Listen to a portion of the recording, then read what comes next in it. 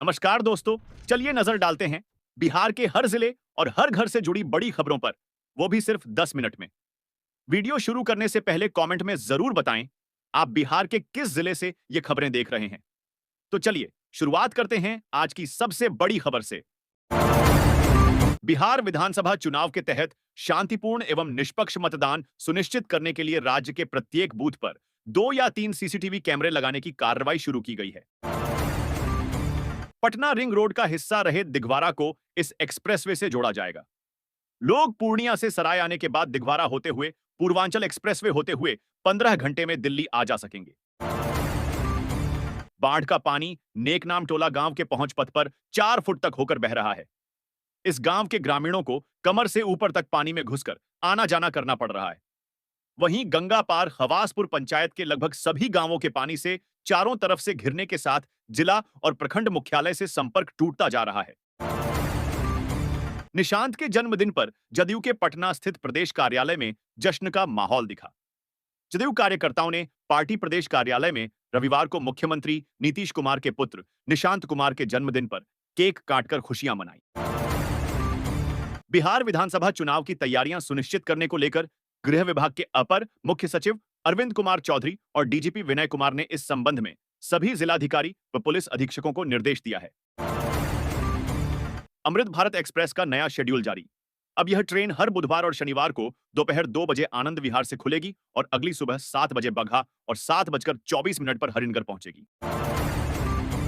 शनिवार को राजधानी में 56% आर्द्रता और सूरज की तल्ख धूप से लोगों को जबरदस्त गर्मी का सामना करना पड़ा। अधिकतम तापमान में 0.8 और न्यूनतम में 1.7 की वृद्धि हुई। पीड़िता सामान लेने बगल के चौक पर गई थी, तभी आरोपी ने सुनसान जगह देख उसे पकड़कर पास के गांची में ले जाकर दुष्कर्म किया और फरार हो गया। पुलिस ने बताया कि मुख्य आरोपी तौसीफ उर्फ बादशाह समेत 4 लोगों को पकड़ा गया है। राहुल गांधी लगातार बिहार दौरों पर हैं। पार्टी की रणनीति दलित, अति पिछड़ा, महिला और युवा वर्ग पर फोकस करने की है। नेकनाम टोला गांव की सड़क पर 4 फुट पानी बह रहा है। ग्रामीण कमर से ऊपर तक पानी में चलने को मजबूर हैं। 2025 की चौथी और 5वीं सक्षमता परीक्षा के लिए आवेदन की अंतिम तिथि बढ़ा दी गई है। अभ्यर्थी वेबसाइट से आवेदन कर सकते हैं। मोटर चोरी केस में 4 गिरफ्तार, थाने से भागे 2 आरोपी गिरफ्तारी के 24 घंटे बाद भी आरोपियों को जेल नहीं भेजा गया। 2 भागे आरोपी फिर से पकड़े गए। महावीर मंदिर में सीएम पुत्र निशांत कुमार ने किया रुद्राभिषेक सावन के मौके पर। निशांत कुमार ने जन्मदिन पर भगवान शिव की विधिवत पूजा की और रुद्राभिषेक कराया।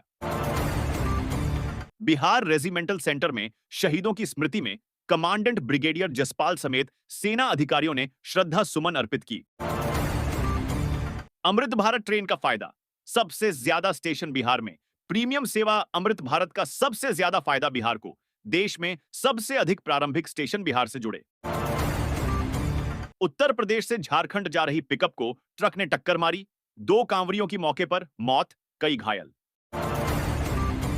प्रधानमंत्री किसान सम्मान निधि योजना से अब किसान सिर्फ आर्थिक रूप से ही नहीं बल्कि मानसिक रूप से भी आत्मनिर्भर बन रहे हैं।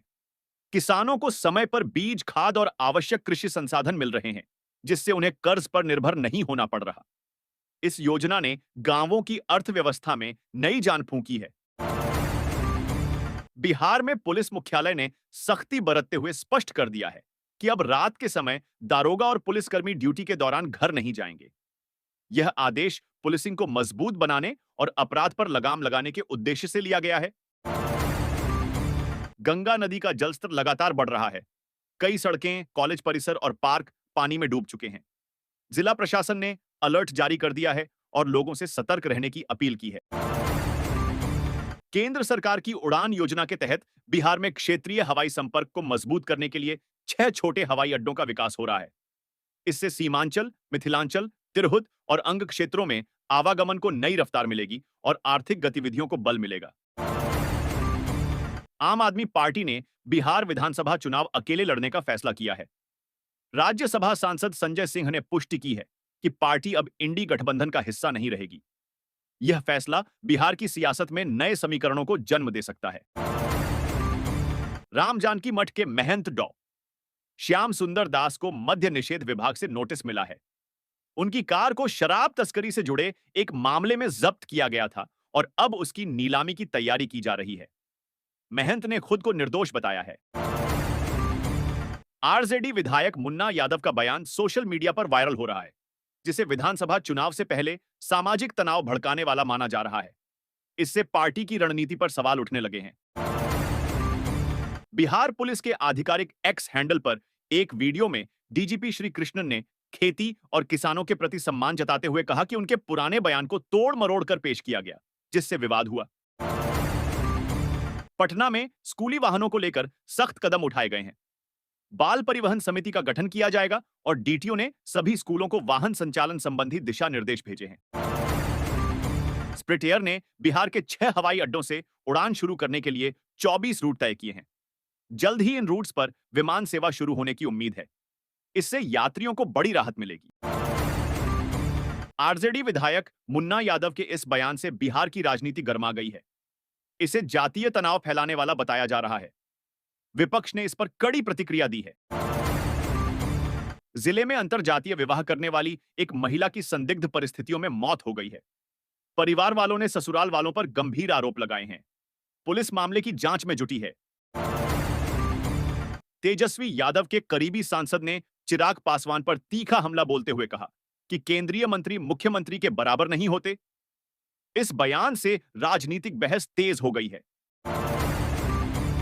पटना पुलिस ने 24 घंटे के भीतर लाखों रुपए की चोरी के मामले का खुलासा कर दिया है।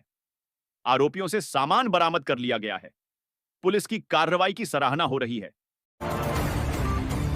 नवादा पुलिस ने फरार आरोपी को पकड़ा। 3 महीने से फरार चल रहे आरोपी को नवादा पुलिस ने दानापुर से गिरफ्तार कर लिया है।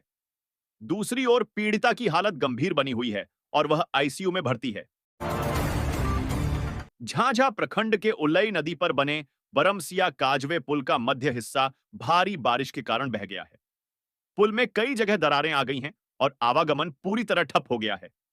ग्रामीणों को बड़ी परेशानी का सामना करना पड़ रहा है। रोहतास जिले के करवंदिया थाना क्षेत्र स्थित फाजिलपुर गांव की एक निर्माणाधीन टाउनशिप में तैनात सुरक्षा गार्ड की शनिवार रात हत्या कर दी गई। मृतक की पहचान वजीरगंज गांव निवासी 40 वर्षीय संजय सिंह के रूप में हुई है। प्रारंभिक जांच में सामने आया है कि अपराधी चोरी की नीयत से आए थे और विरोध करने पर गार्ड की हत्या कर दी गई। पुलिस मामले की गंभीरता से जांच कर रही है। राज्य भर में करीब 2500 पंचायत सरकार भवनों का निर्माण कराया जा रहा है, लेकिन निरीक्षण के दौरान कई जगह साइट इंजीनियरों की गैर मौजूदगी ने सरकार को सख्त कदम उठाने पर मजबूर कर दिया है। भवन निर्माण विभाग ने सभी अभियंताओं को समय पर उपस्थित रहने का आदेश दिया है और अनुपस्थिति की स्थिति में कड़ी कार्रवाई की चेतावनी दी है। सरकार ने निर्माण की गुणवत्ता पर विशेष ध्यान देने को कहा है।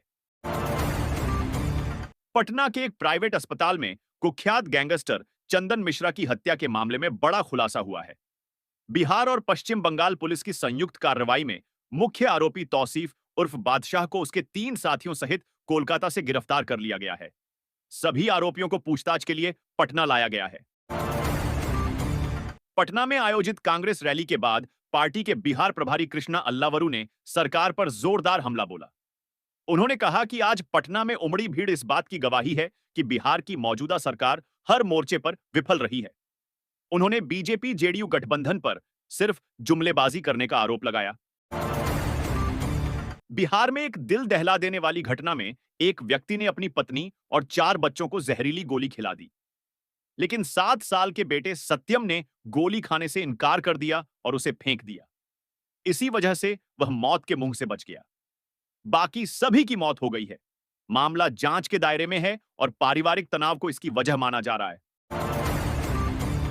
प्राकृतिक दुनिया से जुड़ी खबरों में आज चर्चा में रहा Indian rock Python. Swapnil Khatal ने बताया कि यह सांप 15 फीट लंबा और 22 किलो तक भारी हो सकता है। यह अपने शिकार को कुंडली मारकर दम घोंटता है और फिर साबुत निगल जाता है। यह सांप संरक्षित प्रजातियों में शामिल है। आज यानी 21 जुलाई से शुरू होने वाले संसद के मानसून सत्र से पहले रविवार को सर्वदलीय बैठक का आयोजन किया गया। इस दौरान सत्ता पक्ष ने सांसदों से सत्र को सुचारू रूप से चलाने की अपील की, वहीं विपक्ष ने सरकार को घेरते हुए प्रधानमंत्री के विदेश दौरे की टाइमिंग और कई राष्ट्रीय मुद्दों पर सवाल उठाए। बिहार पुलिस में ड्राइवर कांस्टेबल पदों पर भर्ती की प्रक्रिया कल से शुरू हो रही है। इच्छुक उम्मीदवार विभाग की आधिकारिक वेबसाइट पर जाकर आवेदन कर सकते हैं। योग्यता, आयु सीमा और चयन प्रक्रिया से जुड़ी विस्तृत जानकारी भी वेबसाइट पर उपलब्ध है।